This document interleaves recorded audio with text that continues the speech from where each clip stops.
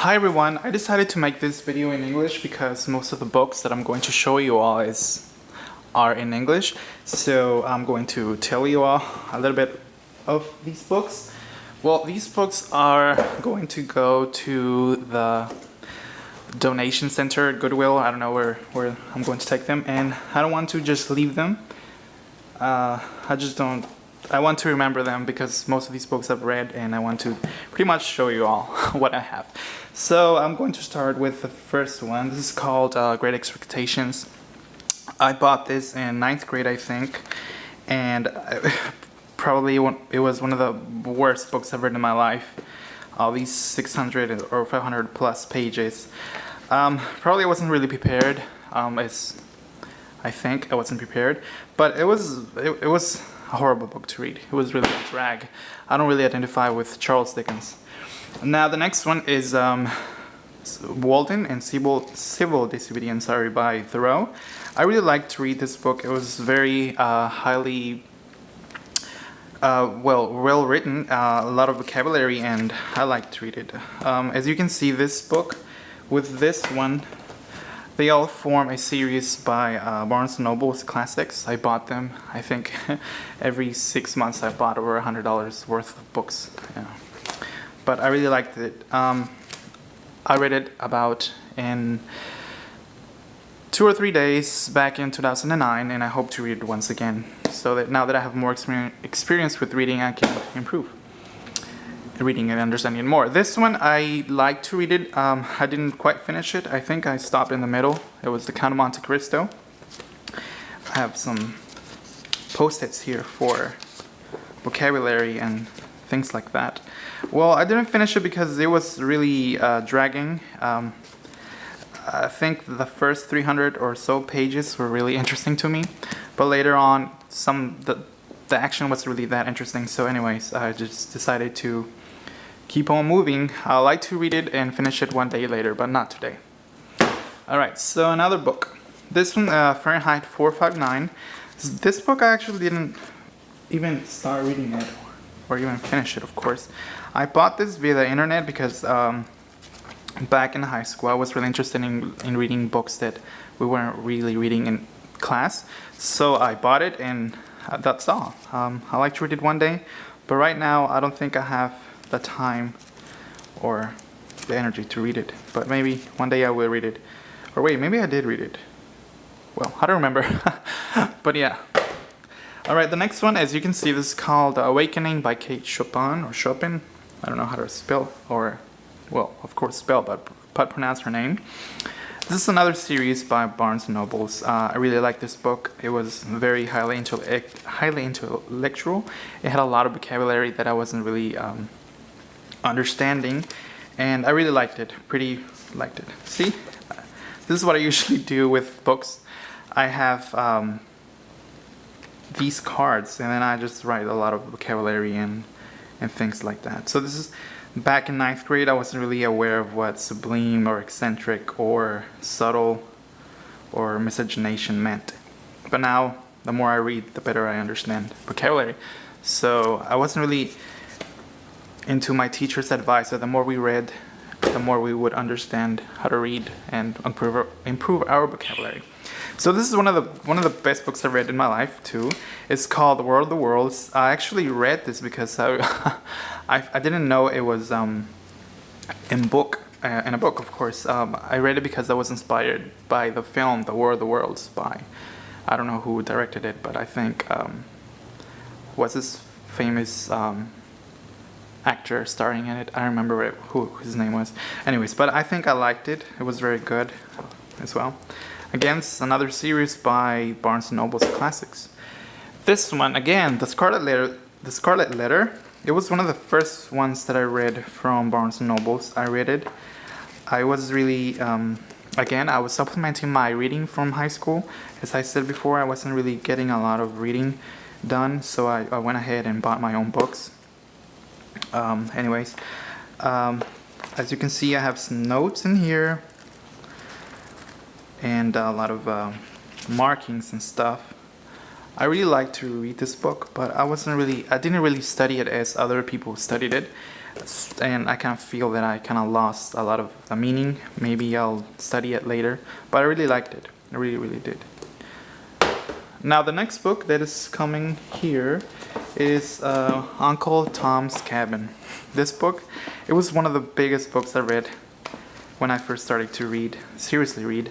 As you can see, this is like nail polish. I don't know, I got bored and just painted over it. I like to read it because it had to do, of course, with the heritage of African American history here in the U.S.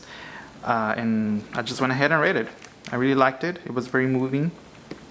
Definitely a classic, definitely. So if you have a chance, read it.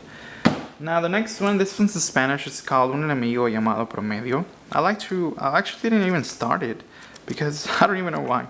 But anyways, maybe I don't. Well, I have to give it back to donation. I have to give it to donation because I don't think I have time to read it. But anyways, I bought this and I thought it was interesting. So anyways, keep going. This one, The Catcher in the Rye, again, back in high school, in 10th or 11th grade. I wasn't getting enough reading done, so again, I went to the internet and bought some books. I bought this, I think it was really cheap, probably $1 or $2. Anyways, I haven't read it. Maybe I'll read it sometimes, but not today. This one, I think I read it in 10th grade. I liked it because it had a lot of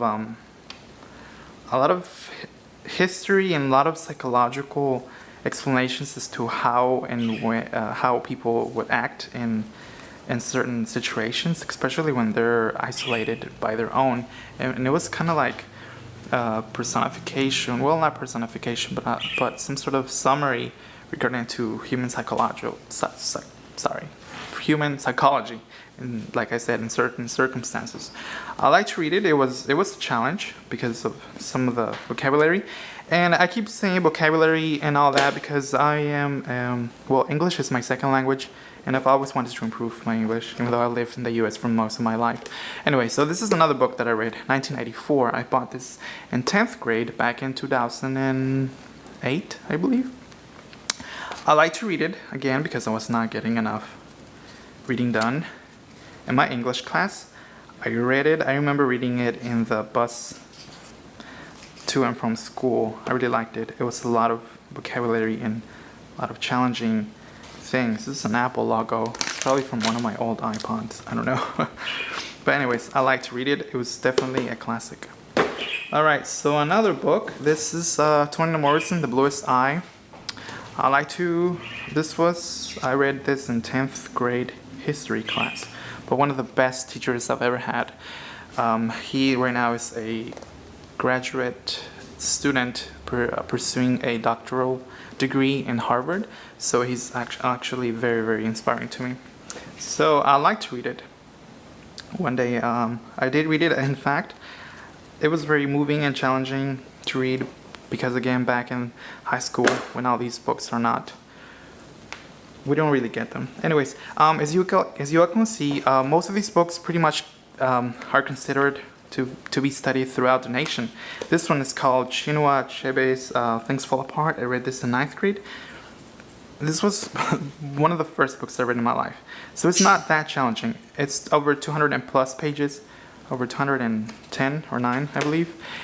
The first time I really laid my hands on this, I was not going to read this because really growing up, my parents really didn't teach me or instill the love of reading. So I thought it would be challenging. Those are my parakeets. They're just being loud. Anyways, Chinua Achebe is a very classic book. As I was saying, most of these books are considered throughout the nation to be books worthy of study by high school students in English classes or reading classes. Anyways, this is Isabel Allende's Daughter of Fortune. I've heard a lot of good reviews and I just went ahead and bought it. I haven't had a chance to read it because I just concentrated on other books by this amazing lady. She's really amazing. I haven't read the story of, the book, what's it called? The House of the Spirits by her. I haven't read it because I actually started to read it. I didn't quite like it, and I just kind of switched to another book. All right. Oops. Okay, so another one. This one is Memoirs of a Geisha. This one, I bought this too over the internet, I think. I didn't even start it. I've heard a lot of good reviews and pretty much of all the news from the movie. And I haven't even watched the movie, but I thought reading something from the Asian heritage would be good. It's always good to have an understanding or at least a glimpse of other cultures. Now this one's Ernest Gaines, A Lesson Before Dying. I read this in high school as well. I have a lot of notes here because most of the book concentrated on a guy in jail. I read this a lot of years ago, and I don't quite remember what it was about. But continuing, it was assigned for a class, and most of the book was intended to write a paper. So we had to write a paper for it, and it was really good. So again, this one, I bought this in 2010, I think, and then I read it.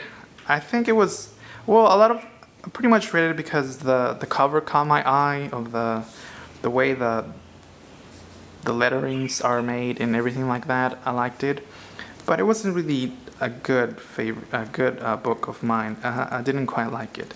It was a lot of descriptions. It was very bland to my opinion. Anyways, completely contrary to The Road, we have The Giver by Louise Laurie. I had a chance. Well, this book I read it because of a recommendation by a friend. She was very interested in telling me that it was one of the best books that she's read, and I guess I gave it a try back then in high school, and I read it, and so far I read it twice. One of the best books I've read in my whole life, and I think it's worth sharing with others. No wonder it's won a prize. I don't know what it's called. It's called the John Newbery Medal. I never heard of it. That's why I don't read a lot. So anyways, the funny story about this book is that since middle school I've seen it in teachers' bookshelves, but I never really had the curiosity to read it. As I said, I never really read like other children. Anyways, but now I'm glad that I read it at least twice. I should read it later on, maybe not today or this year. Now, one of the best books I've read in my life too is Elie Wiesel's Night. I read this in 9th grade when we were studying the Holocaust and anything that relates to this awful period of Jewish history. I loved it because it was very descriptive, but I also hated it because it just of the horrible things that these Jewish people had to go through. But anyways, it was a very amazing eye-opener. I think it is a very great book.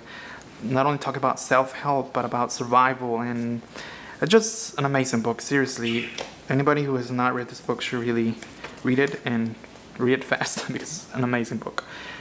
Now, oops, this book just fell over. This book is called Love in the Time of Cholera by Marquez, a South American writer.